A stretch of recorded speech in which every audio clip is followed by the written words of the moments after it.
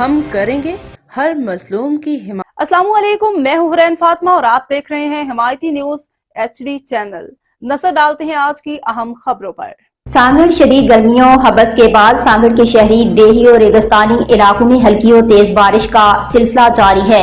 ریگستانی علاقوں میں خوشی کی لہر دوڑ گئی تو شہری علاقوں کے نشیبی علاقوں میں پانی جمع ہونے سے عوام شدید پریشانی میں مبتلا ہونے لگے ہیں۔ اس پر بات کرتے ہیں اپنے نمائندے اشفاق سلہری سے۔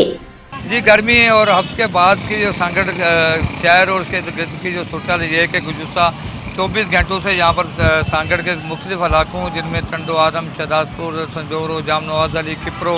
ریگستانی علاقوں سمیت چوٹیاریوں، ورکشاپ، شاہپور چاکر اور دیگر جو چھوٹے بڑے شہر ہیں وہاں پر بارش کا جو سلسلہ جاری ہے، کہیں پہ ہلکی کہیں پہ تیز بارش کا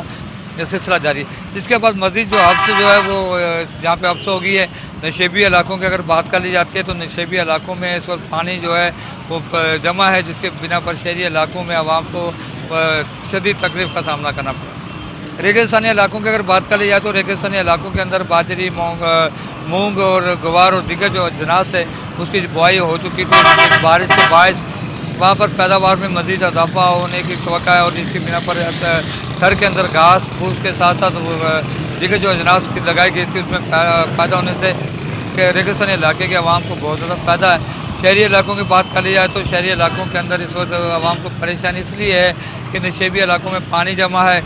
معطل انتظامیہ اور انتظامی امور کی اگر بات کر لی جائے تو وہ اس وقت یہاں پہ نظر نہیں آ رہی، دیکھنے کو نہیں مل رہی، جبکہ انتظامیہ کی جانب سے مونسون کو مد نظر رکھتے ہوئے سیم نالوں کی جو صفائی کا جہاں پہ انتظامات کیے تھے وہ صفائی جو ہے وہ اپنی جگہ جاری ہے، لیکن اس وقت جو بارش ہے وہ ہلکی بارش ہے۔ اگر خدا نخواستہ اگر تیز بارش ہو جاتی ہے تو